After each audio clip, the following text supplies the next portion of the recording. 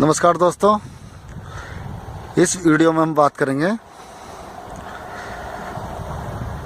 Obligatory structure, turnout और cross over OH के बारे में। सबसे पहले हम देखते हैं ऑब्लिगेटरी मास्ट।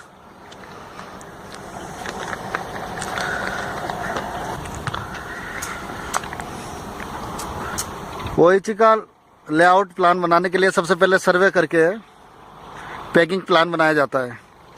पैकिंग प्लान में सबसे पहले यार्ड एरिया में टर्नआउट और क्रॉस ओवर पर ऑब्लिगेटरी मास्ट की लोकेशन फाइनल की जाती है। ऑब्लिगेटरी मास्ट ये बहुत ही इम्पोर्टेंट मास्ट होता है, या यूँ बोले कि अनिवार्य रूप से लगाया जाने वाला मास्ट है। इसकी लोकेशन फाइनल होने के बाद ही ओएच का लेआउट प्लान बनाया जाता है। अब हम देखेंगे कि इसकी लोकेशन कैसे फाइनल करते हैं।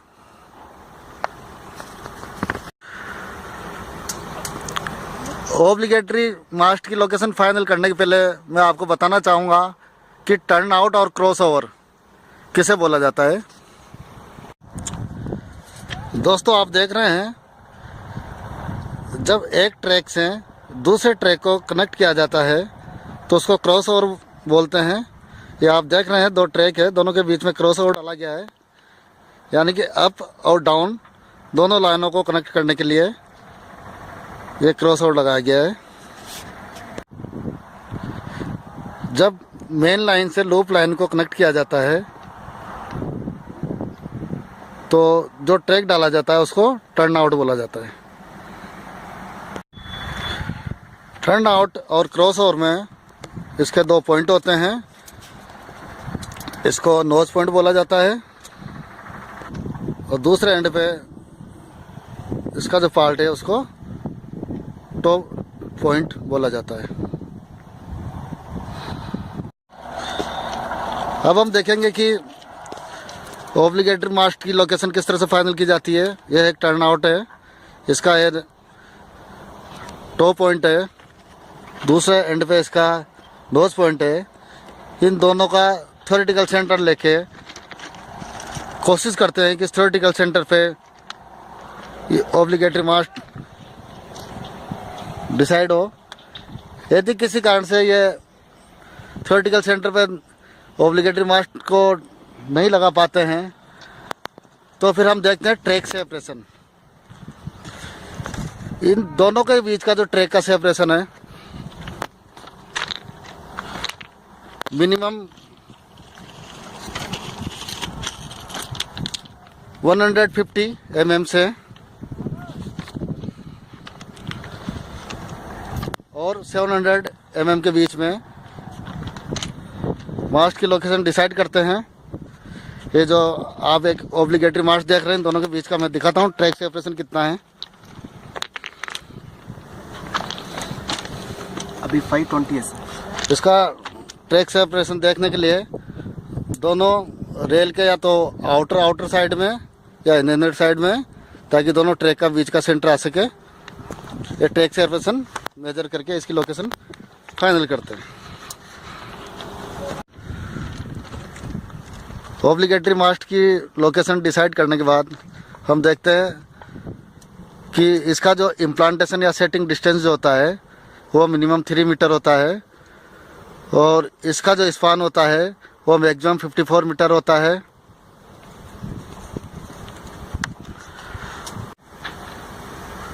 ऑब्लिगेटरी मास्ट इसलिए इम्पोर्टेंट है कि जब पेंटोग्राफ मेन लाइन से लूप लाइन में जाता है या अप ट्रैक से डाउन ट्रैक में जाता है तो पेंटो का चेंज और एक कांटेक्ट वायर से दूसरे कांटेक्ट वायर से स्मूथली हो सके,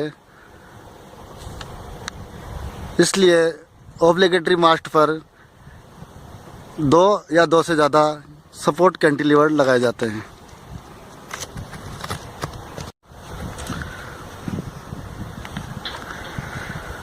ऑब्लिगेटरी लोकेशन के सपोर्ट पर टर्न आउट ओएच के कॉन्टैक्ट वायर की हाइट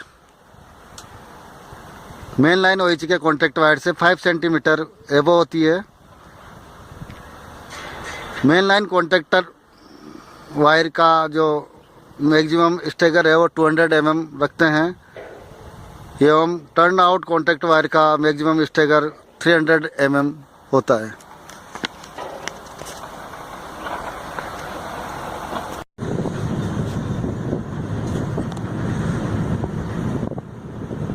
दोस्तों अब हम देखेंगे टर्न आउट लोकेशन पर किस तरह से टर्न आउट और मेन लाइन का कॉन्टैक्ट वायर आपस में पेंटों पर टच करता है। ये अभी लूप लाइन का यानी कि टर्न आउट का OHE का कॉन्टैक्ट वायर है। अब इस पे ये टेक ऑन होगा मेन लाइन का OHE का कॉन्टैक्ट वायर, जो कि पेंटोग्राफ सेंटर से 650 mm और 720 mm के बीच में टेक ऑन होता है।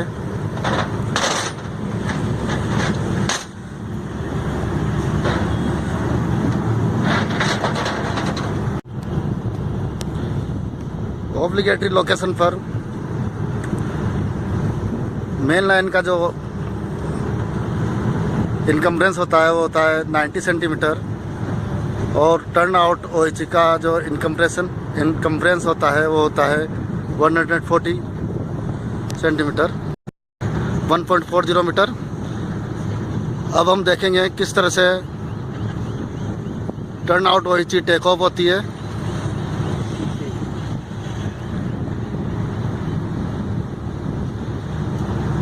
इसका टेक ऑफ पॉइंट भी होता है पेंटोग्राफ सेंटर से 650 mm से 720 mm के बीच।